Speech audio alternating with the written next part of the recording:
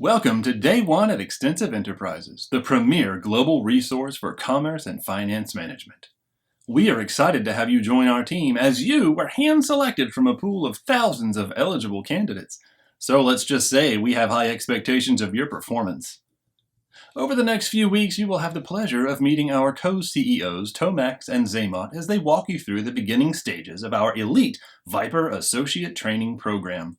This immersive experience will give you the tools and resources you need to become one of our elite Crimson representatives through in-depth exercises and courses.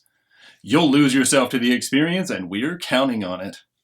We hope you enjoy your experience, and remember, here at Extensive Enterprises, your life is all part of progress.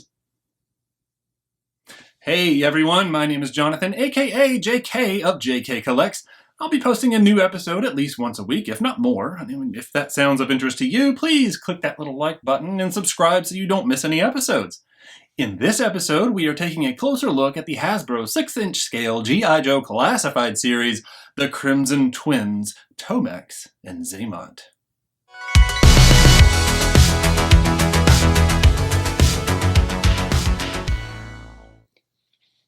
Okay, welcome back everyone. Thanks for hanging out. Thanks for sticking around. And here we have it, Tomax and Xamot Paoli. Show of hands of how many people actually learned that A, they had last names, and B, the last name was Paoli. You can't see it, but my hand is definitely raised on that one. Shame on me, right? I had no idea. G.I. Joe fan all my life, all through the 80s, all my childhood. Never knew that they had that last name of Paoli, but hey, that's okay. I'll punish myself for it for the rest of my life, and there we go. So there they are, right? So almost identical, and that's what the fantastic thing about this is, right? They're twins. So the packaging is very much the same. Forgive the condition of my packaging. Actually found these guys sitting on the shelf in a local Target, and this is probably why, quite frankly, they were there along with Sergeant Stalker. Just absolutely beat up packaging, and it's sad to say that that's probably why it was passed up. Is it wasn't ideal for maybe someone to buy and resell. But you know what? The hope is always that it's going to end up in the hands of a collector, and I am that lucky person that got these guys right off the store shelf. There's something exciting about that, right? Finding it on a store shelf. Yeah, you can pre-order. You can order it online. Amazon has it readily available. You can order it from Hasbro, all kinds of different places, but it was just neat seeing it sitting on a shelf, and lightning snatched them right up, of course. I didn't really care about the condition of the box because we're about to open them. And without further ado, let's do so. So let's take a tour. We'll start with old Tomax. So shifting around to the back, as you can, this one's not one of the, they are not plastic-free packaging. I was kind of surprised to see that. I guess they just barely missed the window. But this montage, this group back here, updated yet again. Now, one thing that I always loved about this when they first started, right? So it had all the characters that came out, but it always had Alley Vipers like that, right? So I hoped that it was a tease, like a checklist of everybody that's coming. And lo and behold, it took a while, but the Alley Viper did come out. And on this, everybody that's pictured here is available and we can get it. And there's that good old Wolverine, right? So CoverGirl's on the way, and I'm very excited. Hopefully you've got her pre-ordered. I definitely do. Looking forward to that. Okay, so side, right? So we've got over here the skill sets, right? So those are things that we can look up online, right, at gijo.hasbro.com to see what their specific skill sets are. They've got some very high leveled ones, right? That's very low level. Looks like that looks like combat, maybe. That looks like money management, and this, that is a master of puppets type thing going on right there. And they're very high level with those. So you know what? No big surprise considering where they come from. Good old Extensive Enterprises, okay? That's that front window. But I just love this artwork on the side, right? So let's bring Xamot over because ultimately identical packaging, right? Oddly enough, identical skills. But then on the side, look at that. The artwork is the same but different. And look how cool it is, right? It matches up to have that Cobra logo. It's got the two. They're a little too close to be back to back, but it gives the idea of it, the impression. You can see the old scar, Xamot scar on there, right? So not too bad. They put them in the suits, which would be great to see an alternate version come out, right, of them dressed up in the suits. Now, a lot of people have been taking like maybe Marvel Legends characters that have their suits and popping the heads on them, and I think that's absolutely brilliant. But yeah, there we go. So artwork bleeding onto the front of the two. Let's not delay any longer, and let's bust into these guys, right into this packaging that's already pretty well busted into, thanks to whatever happened to that box in shipment. I'll tell you, that definitely got the rough end of that stick. There's our little Hasbro pamphlet, as usual, ready to flop right out. We'll pull this tray out, and there is Tomax. And you know what? It would just feel wrong if we didn't have them both together, so let's bring old Xamot out as well. Right, they're the twins. They have to do everything together. Because if I start reviewing one, the other one's going to feel the review anyway, so I might as well have him up here so he's not suffering on his own and being flipped around in the packaging. You know how it works. All right, so there we go. Let's. I'll start with the weapons. I will only pull one character's weapons out right now. I don't think that's going to affect them in that twin way. We got a nice little wavy dagger right there. We've got some parts to the Uzi. Sorry, that's not an Uzi. It looks like just a machine gun it's coming with, right? Yep. Almost looks like an MP4, is that what it's called? And another little wavy dagger. I'm going to set him to the side for a second because let's look at these weapons, all right? So, 2 wavy daggers. Awesome. I mean, of course, he's got to be ready to dual wield that little Tomax and Xamot twin dagger. Now, just one thing I want to highlight about this gun, right? And hopefully many people will agree with me on this one. Let's get these guys out of the way. My focus just does like to be a little tricky. The black on black, not always its favorite. But there we go. There's our gun, right? Still can't get that focus to work. But we'll try out here. But you get the idea. So one thing that I am really thrilled about from being a kid is how interactive all these pieces are, right? So you have a magazine that pops out. You have characters that have holsters that actually work, weapons that pull out of them.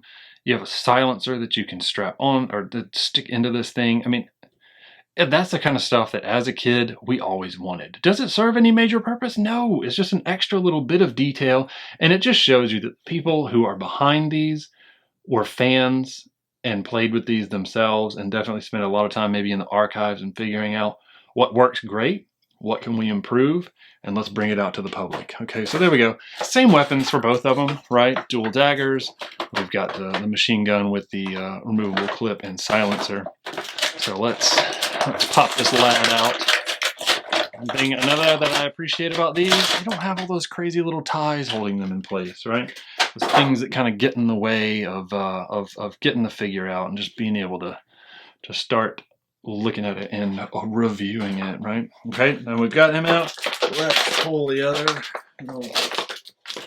We gotta have twins doing the same thing, right? So we got Tomax and we got good old Xamot out here. All right, so first impressions. Oh, we got a little twisted ankle right there. So that shows you a little bit about the articulation. Good ankle movement. And there they are, right? Side by side. How cool is this? How much of a throwback is this for those of us who have been collecting since they were new and first came out back in the 80s, right? So fantastic, first and foremost, to see these two come out. But seeing them standing side by side, knowing that they're twins, one thing I want to throw out there, Hasbro, if you're listening, you may not be, but by chance that you are, throw out a twin pack. The two together, right? Look in the archives, surely you've got it, where they were packaged together side by side. Single purchase twin pack of these two, bring back that entire look, give us that whole feel. I mean, talk about that nostalgia, pulling on those heartstrings. But here we go. All right, so let's break it down. Let's look at these guys, all right? So first and foremost, we've got that same layout, right? So the sash is going different ways. The mirror image of each other with the exception of a scar, right? The hair going the opposite directions. The little shield on this side and on this side, that kind of interesting little collar thing that they've always had. Over here on the shoulder, boom, that one metal shoulder pad. I mean, yeah, okay, you guys are interesting twins, and it does that nice mirror image thing, but you still have another whole shoulder that you should be protecting. But you know what? That's neither here nor there. I'm not going to judge them. They can do whatever they want to do. That basic layout. Okay, so we've got the cobra mouth right there, right? So a nice open snake mouth. looking good. We've got the 2 cobras on the leg. I mean, you can't really give yourself away much more that you support, work for, and fight with Cobra, right? So you can call yourself Extensive Enterprises and dress in a suit all day, but at night, when you're dressed like this, everybody kind of knows what's going on. Because the one thing that kind of stands out right here, it is obvious that this plugs in to the backpack hole because this one is unplugged. So it'll just go right back in. No real issue there. Doesn't really seem like it's trying to lift back out, but that was kind of a neat thing to see. And it looks like the whole thing will actually come off if you just unplug it.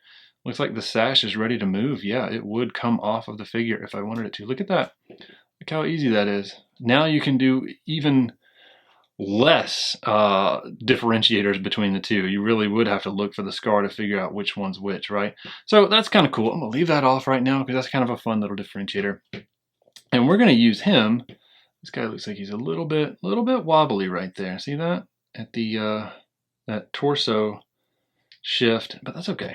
I'm not going to be too mad about it because it's still a beautiful figure. Or maybe he's just upset because I just took his brother's sash away and now his shoulder is exposed and he's just having a tough time. He doesn't even want to stand up for me. He's so disappointed. All right, so we're going to use him to look at the articulation. So head movement, right, separate from the neck. Looks like it's on that ball joint. We've got exorcist capability all the way. Always happy to see that. Look at this side to side, up and down. I mean, he is ready to look anywhere he needs to, right? Look at that smug look on his face. Can you see it? Look at that. And just the paint apps, the realism on this face. I mean, this is the kind of stuff that as a kid, growing up playing with G.I. Joes, that you always hoped for, right? The figures were fantastic at the time, but you always kind of knew that there was something better out there, right? And here it is. We just had to wait a little while for it, just a little while.